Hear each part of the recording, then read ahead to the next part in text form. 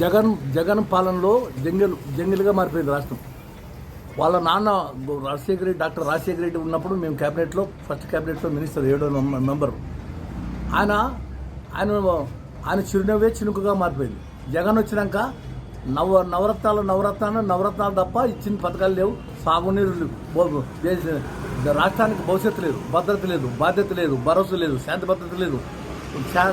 Sand mine political పంచుకుతారు, ఇసుక mafia, liquor mafia, తర్వాత ఈ దోపిడీ, హత్యలు, మానభంగాలు. ఆయన తాగునీరు లేదు, సాగునీరు, పోరారం ప్రాజెక్టు కంప్లీట్ చేయలేదు.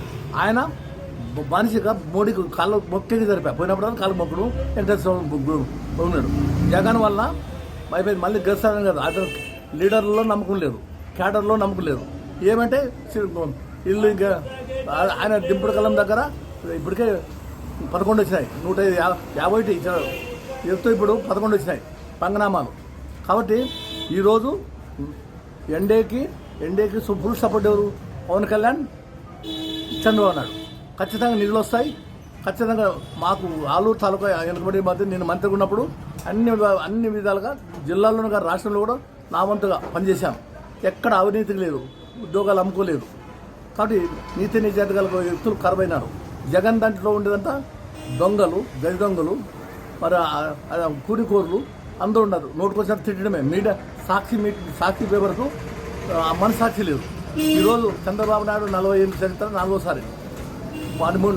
పవన్ కళ్యాణ్ తెలివితేటలు ఈరోజు నీతి నిజాయితీగా 10 ఏళ్ళు ఆయన అనుభవం, ఆయన జ్ఞానం, ఆయనకు ఉండే ముందు మేధస్సు, దీర్ఘదృష్టి, దూరదృష్టి చంద్రబాబు నాయకత్వం అవసరమని ప్రజలు కోరుకుంటున్నారు. ఆయనే 10 ఏళ్ళు నుండి అంటున్నాడు. ఆయన ఎక్కడ చూసినా నిరంతరం చేస్తున్నాడు. సినిమాలను కూడా పెండింగ్ పెట్టేసి తిరుగుతున్నాడు. కాబట్టి ఇలాంటి డెడికేటెడ్ కమిటెడ్ పర్సన్, ఒక నీతి నిజాయితీ గల పవన్ కళ్యాణ్ రావడం. పవన్ కళ్యాణ్ అర్జునుడు అయితే కృష్ణుడు చంద్రబాబు నాయుడు. కాబట్టి ఈరోజు సెంటర్లో వాళ్ళిద్దరు పోయి ఐకమత్యంగా ఉండి ఖచ్చితంగా నెక్స్ట్ టైం కూడా ఇట్లా పాలిస్తే వాళ్ళు సూపర్ 6 అతన్ని ఫిలప్ చేయాలి. ఎందుకంటే ఇచ్చిన మాటను నిలబెట్టుకోవాలి. ఈరోజు 4,000 పెన్షన్ ఇచ్చినారు, 4,000 ఇచ్చినారు. తర్వాత 6 పథకాలు అమలు పరిస్తే ఖచ్చితంగా రోడ్లు లేవు. సాగును దాని వేదావతి 1000 కోట్లు ఉంది. ఆ 1000 కోట్లు ఒక 3-4 వేల కోట్లు ఇచ్చారు వేదావతి. మొత్తం అలైన్మెంట్ సర్వే చేసి ప్రజలకు చెప్తే కూడా వాళ్ళే భక్తులు టిప్పర్లు పెట్టుకొని వాళ్ళే లెవెల్ చేస్తారు, నీళ్లు భద్రత చేస్తారు. నదులు సముద్రాలు అనుసంధానం చేయాలి. లేదా పేదవాళ్ళకి 5 కోట్ల వరకు పొలిటికల్ సెక్యూరిటీ లేకుండా డాక్టర్కు వాళ్ళు పరిశ్రమలు, కంపెనీలు తేవాలి.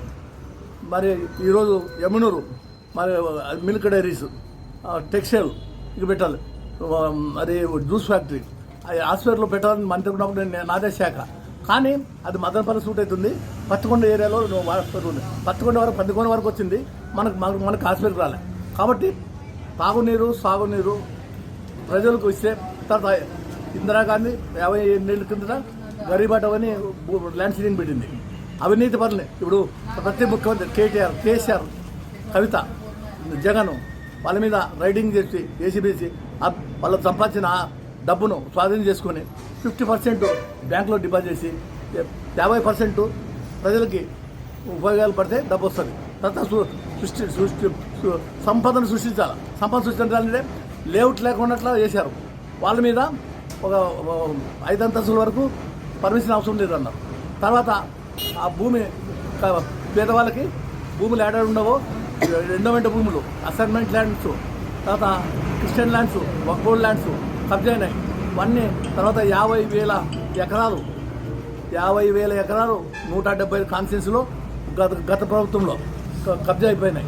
కాబట్టి దీన్ని వెలుగు తీసేవాల్సిన బాధ్యత మరి మోడీ గారు గతంలో నేను వస్తే ఎన్డీఏ ప్రభుత్వం వస్తే 20 లక్షల కోట్లు స్విస్ బ్యాంకులో తీసుకొస్తానన్నాడు. ఆయన కానీ 14 లక్షల కోట్లు ఇచ్చాడు. అది ఒక్కొక్కరికి 15,000 లక్షలు ఇస్తాను. 2 కోట్ల ఉద్యోగాలు ఇస్తూ ఉన్నాడు సంవత్సరానికి. మరి ఇప్పుడు 11 సంవత్సరాలు అవుతుంది. కాబట్టి మోడీ మానవతా దృక్పథంతో పనిచేయాలని నేను కోరుకుంటాను. అందులో గతంలో నేను బీజేపీలో 6 సంవత్సరాలు ఉన్నాను. హరిబాబు నా మంచి మహానుభావుడు. ఆయన మిజోరం గవర్నర్ అయినాడు. తర్వాత ఈరోజు ఒరిస్సా గవర్నర్ దత్తాత్రేయ కాబట్టి అక్కడ మంచి ఇంటెలెక్చువల్ ఉన్నారు కాబట్టి ఎంపీలు ఎమ్మెల్యేలు ఏ ప్రభుత్వం కూడా మరి జగన్ అసెంబ్లీకి రావాలి. ప్రతిపక్షంలో ఒకటైతేనే రెండైతేనే చక్రం తిప్పేవాడు ఒక్కడే చాలు. జగన్ అసెంబ్లీకి రావాలి.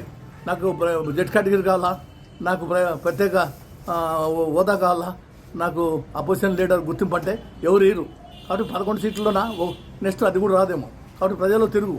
నీకు వచ్చిన సనేమో కానీ కరోనా వచ్చా 2 ఏళ్ళు సర్వనాశనం, పంటల మందిలే కర్ర వచ్చా, రేట్లు పెరిగిపోయా. కాబట్టి 40 లక్షల కమ్ములను దృష్టి పెట్టుకొని మొత్తం చూసిన 10 కోట్లు విలువ చేసే క్యాంప్ హౌస్ చంద్రబాబు నాయుడు పడగొట్టావు. శాండ్ కొరత, అందరూ దెబ్బతిన్నారు. నీకు నవరత్నాలు కాదు, నక్షత్రాలు పెడితే కూడా నువ్వు గెలవు. నేను ఖచ్చితంగా ఒక ముహూర్తం చూసుకుని నా స్నేహితులు ఎస్సీలు బీసీలు మైనార్టీలు 30 రాజకీయంలో నేను ఉద్యోగం రాజీనామా చేస్తే నన్ను అవమానం చేశాడు. కాబట్టి అలాంటి వ్యక్తికి గెలిచే ప్రసక్తే లేదు. దాంట్లో ఉన్నారంటే దోపిడీదారులు, ల్యాండ్ మాఫియా, లిక్కర్ మాఫియా, హత్యకూరులు వాళ్ళే ఉండేది. కాబట్టి నాలాంటి వాళ్ళు దాంట్లో తరం కావు. కాంగ్రెస్ ఇంకా 15 ఏళ్ళు పోరాడాల. ఇలాంటి ఇప్పుడు నాయకత్వం బాగలేదు. కాబట్టి ప్రశ్నించేవాడు కాదు, ప్రశ్నించే గొంతులు అంచివేసే విధానం పోవాలి ఇప్పుడు. కాబట్టి అన్ని వర్గాలు, పేద వర్గాల కులాలకు అర్థంగా, మతాలకు అర్థంగా అంబేద్కర్ ఆశయాలతో ప్రజాస్వామ్యబద్ధంగా రాజ్యాంగం పాలించాలా. మరి హమేషా మొన్న పొరపాటు మాట్లాడినాడు, అతను క్షమాపణ చెప్పాడు అనుకుంటాను. అంబేద్కర్ దానికంటే రామ అంటే పునవసం అది కాదు. ఎవరు సెంటిమెంట్ వాళ్ళకు ఉంటుంది. నమ్మితే దేవుడు, నమ్మకపోతే రాయి. కాబట్టి ఇది కులమత ప్రసక్తి లేని లౌకిక రాజు అంబేద్కర్ ఆలోచనతో పోవాలని మోడీ గారికి, మరి పవన్ కళ్యాణ్కి, చంద్రబాబు నాయుడికి విజ్ఞప్తి చేస్తున్నాను.